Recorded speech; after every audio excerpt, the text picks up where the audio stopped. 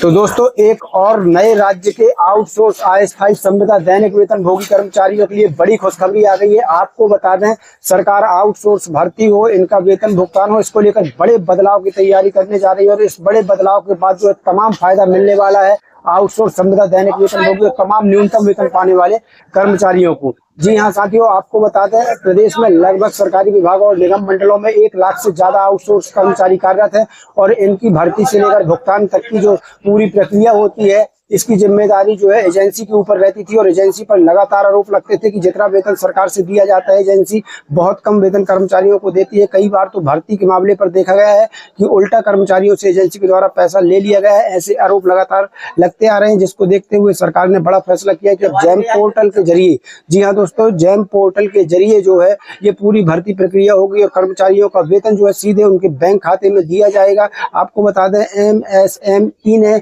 एक प्रस्ताव बनाया और उस प्रस्ताव को वित्त विभाग को भेज दिया है और सरकार बहुत जल्द कैबिनेट में ये प्रस्ताव लाने जा रही है। पूरी खबर आपको बताते हैं क्या क्या बदल जाएगा। बिचौलियों का काम खत्म हो जाएगा, एजेंसी की जो शक्ति है वो सीमित हो जाएगी। बहुत बड़ी अपडेट है और एक नए राज्य से है। तो चलिए सीधे चलते हैं खबर की तरफ। वीडियो करते शुरू, उसके पहले छोटा सा अनुरोध, वीडियो को लाइक ज्यादा शेयर कर दीजिए ताकि ये वीडियो सभी कर्मचारियों तक पहुंच सके। अगर चैनल को नहीं किया सब्सक्राइब तो सब्सक्राइब कर लेना, इस पेज को जरूर फॉलो कर लेना ताकि नई अपडेट मिलती रहे। जी हाँ दोस्तों, और टेलीग्राम चैनल को जरूर फॉलो कर लीजिएगा, लिंक इसी वीडियो को डिस्क्रिप्शन में। सीधे चलते हैं खबर की। बड़े अखबार ने खबर चलाई है 11 मार्च की, बिल्कुल आज की ताजा अपडेट आपको हम बताने का काम कर रहे हैं। और साथियों, ये खबर बड़ी खबर आ रही है मध्य प्रदेश से, जहां पर मध्य प्रदेश आउटसोर्स और तमाम न्यूनतम वेतन पाने वाले कर्मचारियों के लिए बहुत बड़ी अपडेट है, बहुत बड़ी खुशखबरी है। जी हाँ दोस्तों, उद्योग एवं MSME ने तैयार किया ड्राफ्ट, वित्त विभाग को भेजा, जल्द कैबिनेट में आएगा। बिचौलियों की भूमिका होगी खत्म।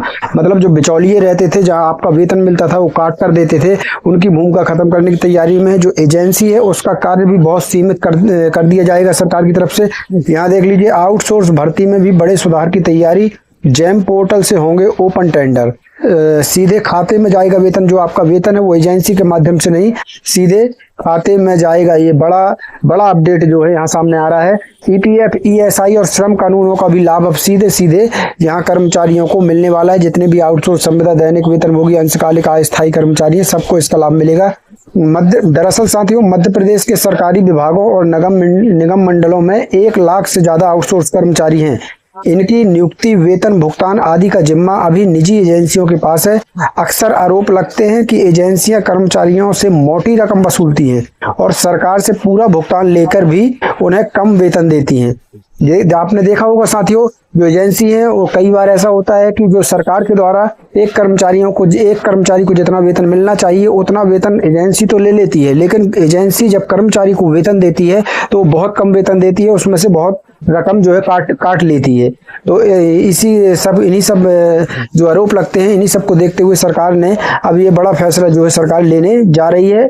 और यहाँ पर देखिए, इसे देखते हुए अब उद्योग एवं MSME विभाग ने ड्राफ्ट तैयार करके वित्त विभाग को भेज दिया है। इसके तहत आउटसोर्स कर्मचारियों की भर्ती के लिए गवर्नमेंट ई मार्केट प्लेस यानी जैम पोर्टल के जरिए ओपन टेंडर किए जाएंगे। प्रस्ताव जल्द कैबिनेट में लाने की तैयारी है। इसके बाद किसी विभाग को सीधे एजेंसी चयन या नौमित ठेका देने की अनुमति नहीं होगी। मतलब फिर कोई भी विभाग, जैसे विद्युत विभाग कहला गया, स्वास्थ्य विभाग कहला गया, तो फिर विभाग अपने स्तर पर किसी भी एजेंसी का चयन नहीं कर पाएंगे। सीधे सरकार प्रदेश स्तर पर एजेंसी का चयन करेगी और जो वेतन है वो सीधे कर्मचारी के बैंक खाते में आएगा। तो इस प्रकार से किसी भी विभाग को जो है सीधे एजेंसी चयन या नामित ठेका देने की अनुमति नहीं होगी। हाल के बजट सत्र में आउटसोर्स कर्मियों की समस्याओं को लेकर 10 बैठकों में 40 से ज्यादा जो है सवाल उठ चुके हैं। तो यहाँ देख लीजिए, 1 लाख आउटसोर्स कर्मी सेवा शर्तों में गड़बड़ी पर कई बार प्रदर्शन हुए हैं। इस बजट सत्र में लगे 40 से ज्यादा सवाल। अब यहाँ पर देखिए, ये जो बड़ी खबर है साथियों, ये मध्य प्रदेश के कर्मचारियों के लिए बेहद महत्वपूर्ण भी हो जाती है।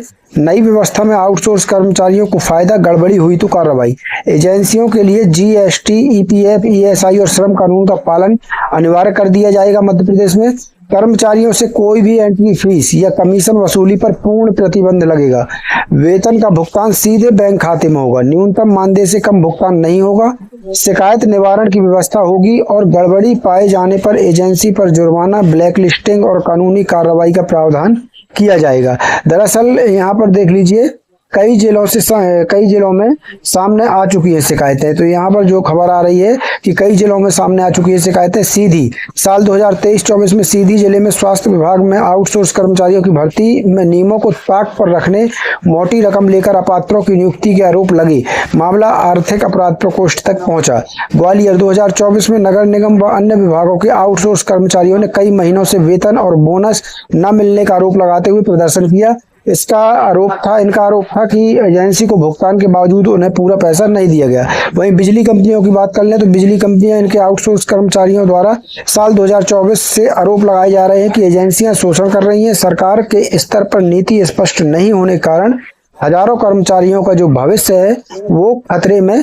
बिजली कंपनी के कर्मचारियों ने बताया है कि उनका भविष्य जो है खतरे में पड़ गया है। यहाँ देखिए, जैम पोर्टल से क्या बदलेगा, सबसे मुख्य सवाल। तो जैम पोर्टल से क्या बदलेगा? जैम पोर्टल के जरिए टेंडर प्रक्रिया ऑनलाइन होती है। इसमें टेंडर शर्तें, सेवा प्रदाता का चयन, भुगतान और अनुबंध की जानकारी, ये सभी चीजें सार्वजनिक रहती हैं। कमीशन और बिचौलियों की भूमिका जो खत्म हो जाएगी। अभी मध्य प्रदेश में MSME के अंतर्गत काम करने वाले सेड मैप के जरिए आउटसोर्स कर्मचारी लिए जाते हैं। इनके अलावा निगम, मंडल, स्कूल शिक्षा, स्वास्थ्य, बिजली कंपनी में आउटसोर्स पर भी कर्मचारी लिए गए हैं। मंत्री बोले जानकारी नहीं है।